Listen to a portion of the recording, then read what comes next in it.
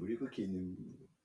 Dites donc. Vous savez ce qui est long, dur, humide par endroits, et qui donne accès à 40 millions de cubes blancs? Le tunnel sous la Manche. Et oui, aujourd'hui, je vous envoie du rêve. On repart encore une fois en Angleterre. Et cette fois-ci, c'est pour parler d'une œuvre majeure dans le comics, mais j'ai même pas peur de dire dans la littérature dans son intégralité. Aujourd'hui, c'est du V pour Vendetta. Générique.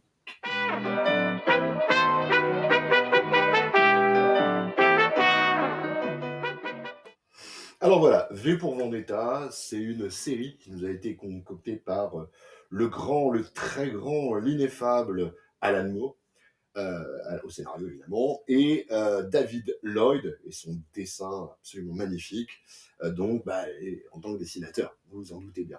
Donc elle a été dans un premier temps publiée dans un magazine anglais qui s'appelait Wareva, donc qui dépendait d'un éditeur qui s'appelait Quality Comics. Malheureusement, Warrior va s'arrêter au bout de quelques numéros. Ce qui fait que V pour Vendetta va d'abord être publié de 82 à 85 dans ce magazine, voilà, une petite période de latence. Et puis finalement, c'est repris par Vertigo, par DC, Vertigo. Donc jusqu'en mai 88 en fait, date à laquelle donc tout cela va se terminer. C'est publié en divers recueils, vous trouverez de mémoire, il y a du Zelda en France, il y a Panini, c'est cette édition-là, il y a Urban qu'on a fait aussi une version à chaque fois. On a des éditos différents. Je suis pas complétiste au point de les avoir tous, j'en ai que 3 versions. Ouais. En tout cas, une chose est sûre, il nous sert, le petit père Alan Moore, il nous sert avec ce que certains appellent roman graphique, très prétentieusement, avec ce comics, une critique acerbe de ce que peut être le fascisme, au sens propre du terme, puisque l'univers qui est décrit est particulier. Et puis, il fait une espèce d'ode à l'anarchie. Mais alors, pas l'anarchie au sens où on vous la vend dans les médias, soyons clairs. Pas l'anarchie des Black Blocs, couteau entre les dents, qui sont prêts à faire tomber la civilisation et à nous plonger dans le chaos façon Mad Max. Non. Une vraie bonne anarchie. Et d'ailleurs, le personnage de V nous le rappelle, l'anarchie, ça veut dire pas de pouvoir, finalement, pas de pouvoir suprême. Et Alan Moore, il aime bien ça. Et moi aussi. Remember the 5th of November. Alors voilà, nous sommes dans une Angleterre dirigée d'une main de fer par un système fasciste suite à une guerre nucléaire localisée. En fait, Alan Moore le dit à l'époque, il a péché un petit peu par ignorance, il pensait qu'une guerre pouvait être localisée, donc on aurait tout le reste du monde à moitié massacré, mais l'Angleterre aurait survécu. Vous voyez un petit peu le truc en fait. Donc l'Afrique, l'Europe et littéralement a été décimée par une guerre nucléaire, mais pas l'Angleterre. Et donc, on a vu apparaître donc un groupe fasciste, ni plus ni moins, qui a pris le pouvoir et qui tient le pays, mais vraiment d'une main de fer, avec une vision assez orwellienne, en fait, orwellienne du truc, puisque on a donc un commandeur suprême. Alors, la royauté a été préservée, quand même. On a la reine Zara qui est là. Le truc.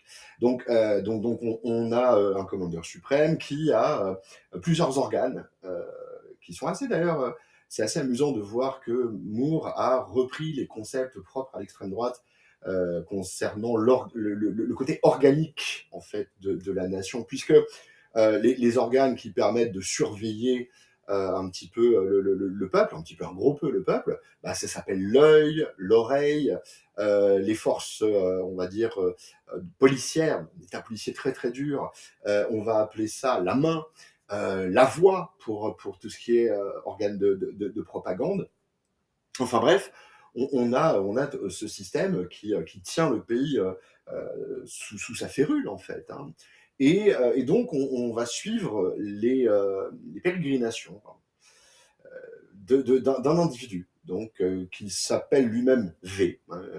Alors V, on verra que le V, il peut avoir bien des significations, et c'est assez amusant d'ailleurs pour le coup, comment Moore a joué avec tout ça. Et donc, il va défier littéralement l'autorité, hein, en tuant certains dignitaires, certains hauts dignitaires, même pour certains d'entre eux, parce que, en fait, il est en quête, alors à la fois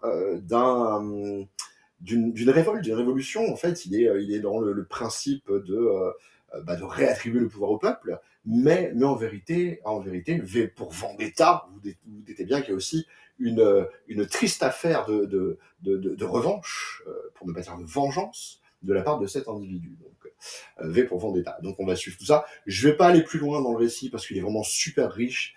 C'est vraiment très très bien. C'est vraiment vraiment bien ficelé. C'est de l'humour, hein, encore une fois. Donc, je vous invite, pour ceux qui ne l'ont pas encore lu, à vous plonger dedans. C'est juste une lecture essentielle. Maintenant, voyons un petit peu ce qu'il y a dans les pages, hein, le message qu'on peut gratter dans le truc. Hein. Voyons voir un peu ça. Donc, comme à son habitude, Alan Moore va jouer avec les symboliques. Hein. Et parmi ces symboliques, la plus visible, immédiatement visible, c'est le masque. Que vous voyez là, hein, le masque mondialement connu, qui a été repris dans certains mouvements politiques, comme les Anonymous, par exemple. Vous savez, les justiciers numériques, là, qui étaient censés être un contre-pouvoir. Et donc, c'est vraiment un symbole, en plus, qui a changé avec le temps. Hein. On va voir un peu. Alors, de qui s'agit-il? En fait, à la base, il s'agit d'un personnage historique anglais, pas réellement forcément connu de la plupart des Français. C'est Guy Fawkes. Hein, Fawkes, alors Fawkes. Hein. Donc, ce personnage, il a vécu au XVIe siècle, et c'était un militaire, en fait. Hein, c'était un militaire catholique. Alors, ça a son importance, hein, puisque, à l'époque, le culte catholique, malheureusement, enfin, malheureusement pour eux, en tout cas, en Angleterre, il n'a pas le vent en poupe, hein, on peut le dire, hein, puisque on est dans une Angleterre anglicane, hein, où le roi est le chef du clergé, hein, comme c'est à l'heure actuelle en vérité, hein, pour le coup.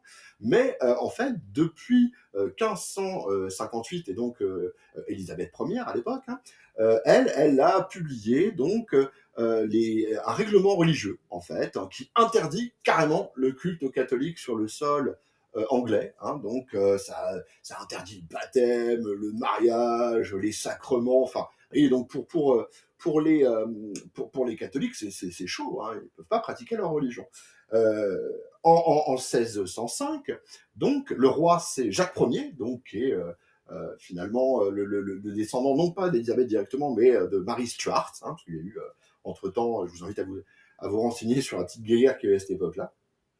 Et donc lui, il est pareil, il est protestant. Il va même aller carrément plus loin, hein, puisque dans la conférence de Hampton, il va littéralement interdire, hein, ni plus ni moins. Donc ça sous-entend que les catholiques, ils n'ont pas énormément d'espoir de voir leur culte reconnu. Et ça va aboutir à quoi? Ça va aboutir à une conspiration. Eh oui, eh oui, eh oui, oui, oui. Ce qu'on appelle en bon français Gunpowder Plot, donc la conspiration des poudres, à laquelle donc Guy Fawkes va participer. En quoi ça consistait? Ma foi, en gros, à faire tout péter. Hein, voilà. Et donc ils avaient, au moment où on ouvre pour la première fois le palais de Westminster et la Chambre des Lords, oui, une inauguration qui est censée être faite avec le roi présent, avec la plupart des notables britanniques. Il y a un groupe de conspirateurs donc, dont Guy Fawkes fait partie et qui va décider de faire péter le bordel. Hein. Ils arrivent à louer dans les caves un petit local sous le Parlement, pardon, pas le Parlement, la Chambre des Lords, et ils vont blinder ça, mais comme des tarés, de poudre à canon. Hein. 670 kilos de poudre à canon, 36 barils, s'il te plaît. Et faites ça. Et puis, malheureusement, sur délation, en fait, hein, il y a quelqu'un qui se dit, merde, il y a quand même des catholiques parmi les lords, on va peut-être les prévenir. Donc, ils vont prévenir certains lords catholiques, dont Lord Monteagle, qui lui va les poucaves, hein, littéralement. Et donc, il y a une perquise, et Guy Fawkes va se faire gauler. Eh oui, il va se faire choper. Pas de bol pour lui, hein, donc il va être jugé, condamné. Alors, à l'époque, quand on condamnait, pardon, on rigolait, mais alors pas du tout, puisque mec, il est condamné à être pendu, traîné, écartelé. Tu vois, des fois que voilà, il manque juste une coloscopie à vif et on est bon, quoi. Donc, Guy Fawkes, il va se faire torturer, il va se faire taper dessus. Par contre, il subira pas au-delà de la pendaison, puisqu'il va réussir en échappant à la vigilance de son bourreau à se jeter en fait du haut de son échafaudage et à se briser le cou. Donc il va se suicider, quoi. Pendant très très longtemps, ce Guy Fawkes, en fait, il va être symbole d'une espèce de félonie. Hein. Il voulait faire péter le roi et tout quand même, quoi. Mais à partir du XXe siècle, on commence à avoir une autre image.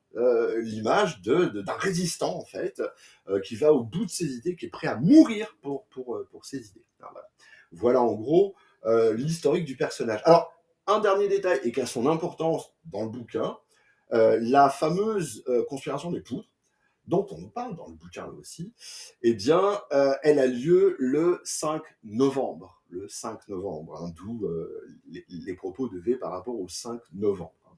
Sachez d'ailleurs, tiens, que dans la tradition britannique, le 5 novembre, les gamins fabriquent des petites figurines à l'effigie donc de Guy Fawkes ou d'un personnage, et ils vont de maison en maison avec une petite phrase toute connue, c'est a penny for the guy, donc un penny pour le Guy en fait. Hein. Et le soir, l'effigie qu'on a traité toute la journée, on est censé la mettre dans un feu de joie. Hein. D'ailleurs, à cette occasion, on tire des feux d'artifice. Hein. C'est la Guy Fawkes Night, qu'on appelle aussi la Bonfire Night en Angleterre. Donc c'est une fête qui est toujours à l'heure actuelle fêtée. Et comme quoi, ça a bien marqué les esprits britanniques.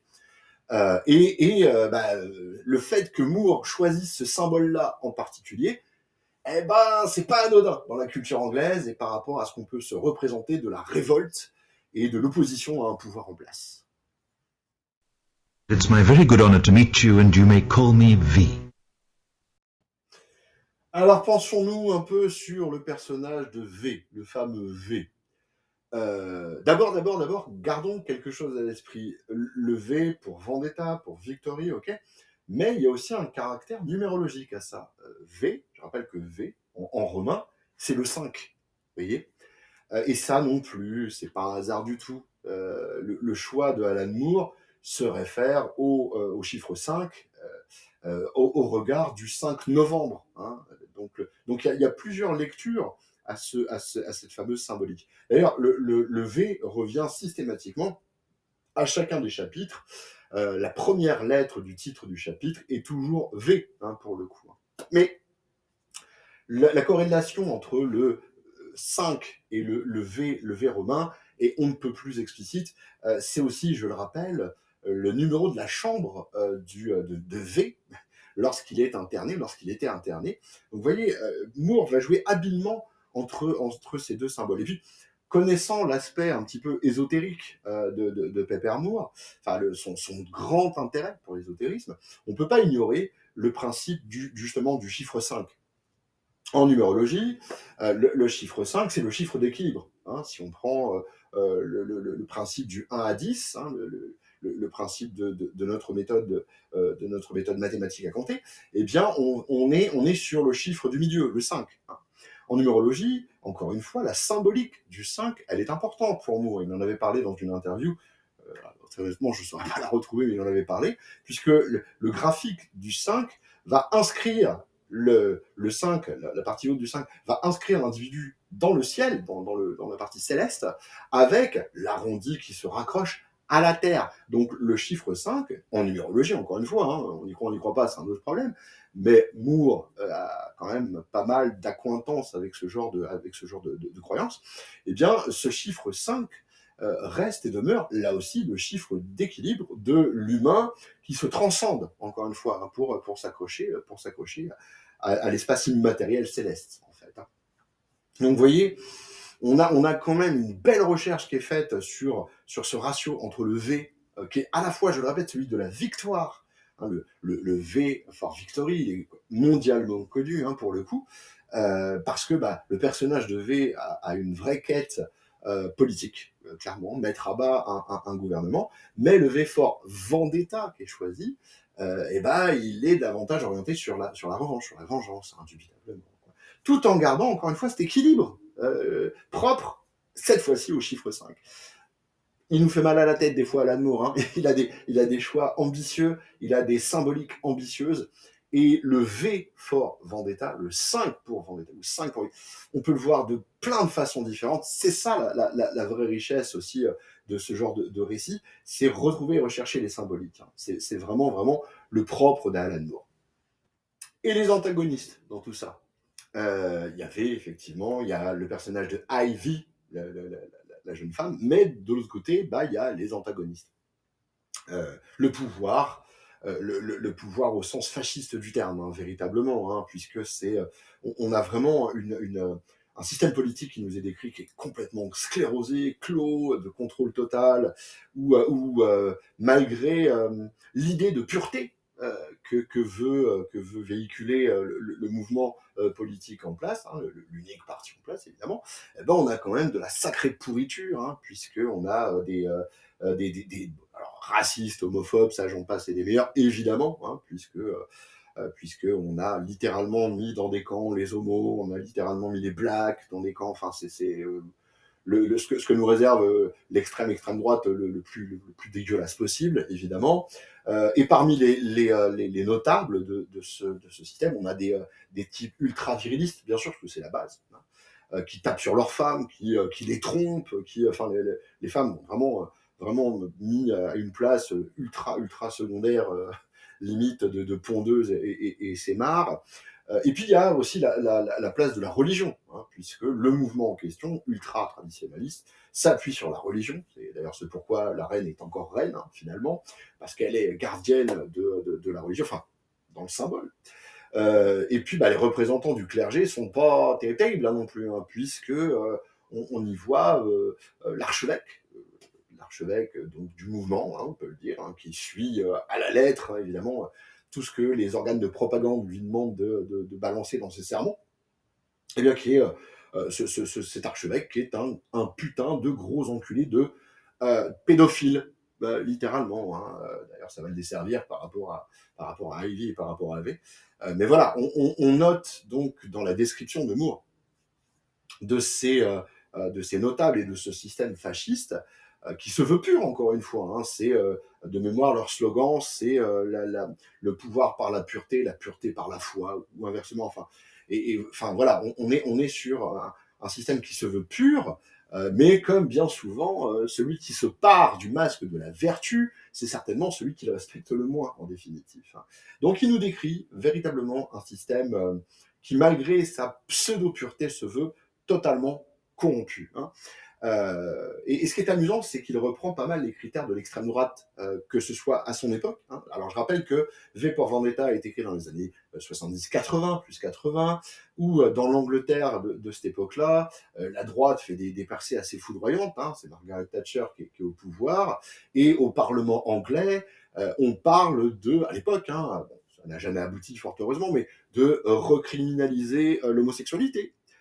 On parle dans les années 80, toujours dans le Parlement anglais, de parquer certains migrants, hein, pour pouvoir mieux les contrôler. Enfin, et Alan Moore écrit ça avec à l'esprit ce qui se passe dans sa réalité, enfin dans notre réalité, hein, pour le coup. Hein. Et il ne fait en vérité qu'extrapoler. Et les lois imposées par le mouvement fasciste dans V pour Vendetta ne sont que la continuité de ce que ça aurait pu être dans une réalité où Margaret Thatcher serait allée beaucoup plus loin. Hein. C'est des plus loin que ça. Donc lui, il a de très très grosses inquiétudes à ce regard-là. Et Alan Moore, étant qui il est, ben, il va y opposer le mouvement donc anarchiste en fait.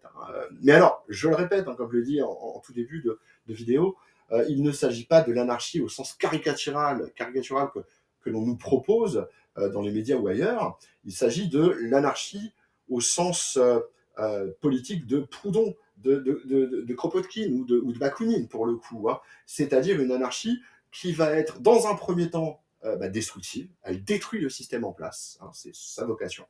Ce qui peut faire peur, hein, je l'entends, hein, pour le coup. Mais un système oppressif qui est mis à bas, ça s'est déjà vu. Hein, et on n'a pas pour autant crié au scandale, hein, je pense aux diverses révolutions. Et puis, après cela, et d'ailleurs le personnage de V le précise, après la phase destructive, eh ben, une phase constructive, c'est-à-dire une phase au cours de laquelle le peuple se réapproprie finalement sa propre voix, son propre pouvoir, et décide de façon presque horizontale, c'est-à-dire avec des porte-paroles, oui, pourquoi pas, mais sans pouvoir centralisé qui sclérose tout, en fait, eh ben, décide de sa propre destinée. Et c'est ça ce que Moore, au travers de ce bouquin, nous balance à la tronche. C'est-à-dire quelque chose qui, finalement, dans notre histoire, a occasionné des espoirs incroyables, mais n'a jamais réellement abouti. Eh bien, lui, finalement, Moore tente de le faire aboutir d'une certaine façon. Hein. On a un aspect nihiliste, évidemment, hein, l'aspect destructeur, mais, la finalité des choses, c'est de construire derrière, c'est de rebâtir derrière. Alors voilà, ce que nous raconte Alan Moore, finalement, c'est la nécessité de sédition, l'obligation de se lever, à la fois pour se venger soi, parce que bah, V a beaucoup souffert, vous le verrez pour ceux qui le liront, mais à la fois aussi pour rendre cette vengeance euh, efficace et pouvoir aboutir à la chute d'un pouvoir. C'est la nécessité, je le répète, de subversion face à un pouvoir qui se dit pur et organique. Vous savez, souvent, l'extrême droite, notamment, hein, mais ramène sa légitimité à un aspect très organique. D'ailleurs, c'est amusant parce que Moore nous parle de l'œil, enfin, l'organisme, les organes de surveillance politique de son régime fasciste dans V pour Vendetta, c'est l'œil, comme je vous le disais, l'œil, l'oreille, la main, etc. Et ça, c'est une des caractéristiques assez intéressantes que lui reprend au regard de l'extrême droite, puisque dans les mouvements d'extrême droite, en règle générale, on va justifier le concept, les idéologies d'extrême droite par l'aspect naturel des choses. Il y aura un sens naturel.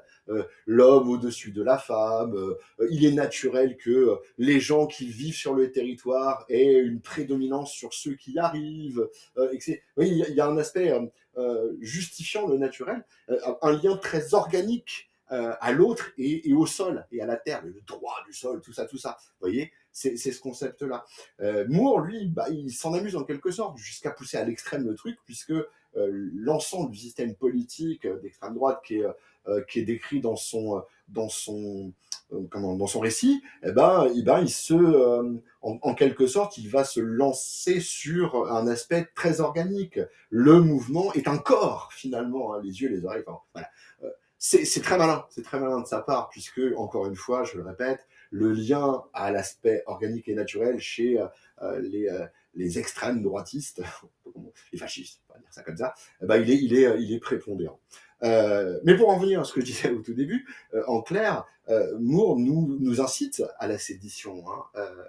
Pour moi, ce bouquin, il a été d'une importance cruciale. Hein. Quand j'ai lu, j'étais adolescent.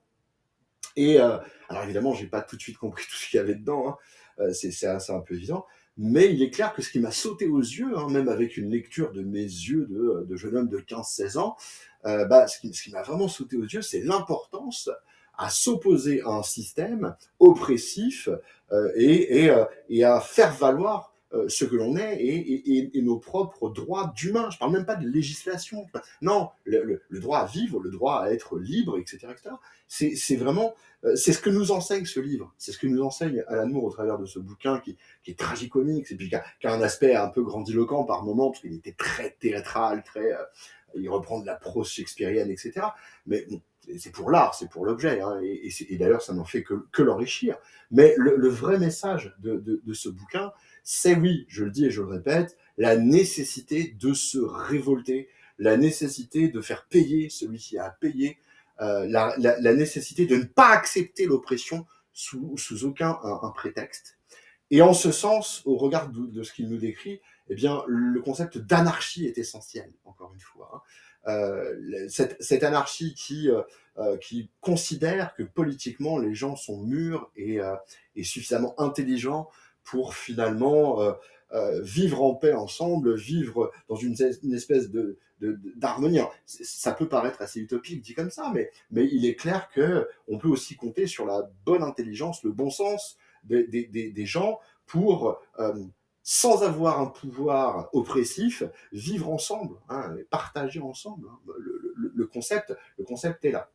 Et il est absolument essentiel à enseigner à tout bon lecteur, même à tout non-lecteur, on s'en fout pour le coup. Coller ce bouquin dans la tronche de qui voudrait. En plus, il est sorti chez Urban dans leur format nomade, je sais plus à quel tarif, mais au grand max c'est 10 balles. Franchement, pour un morceau comme ça de culture, et de culture politique en plus de ça, hein, c'est juste rien du tout. C'est carrément pas cher payé pour le coup. Je vous invite donc, pour ceux qui l'ont pas encore lu, à vous plonger dedans, à ceux qui l'ont déjà lu, à le relire, relisez-le, parce que vraiment, en ces temps, en cette période actuelle, ça offre pas des réponses au sens propre du terme, ça offre des cheminements, ça offre des possibilités. Alan Moore a fait œuvre de salubrité publique avec ce livre, et j'ai pas peur de le dire. Lisez-le, je vous en supplie, lisez-le, c'est hyper important. Voilà, j'espère vous avoir un petit peu renseigné, que je me prends pour qui là, renseigné sur ce petit bouquin. Lisez-le, je me répète, je sais, je vieillis, et alors. Et puis, je vous souhaite un bon courage, une bonne continuation, et puis, bisous, bisous.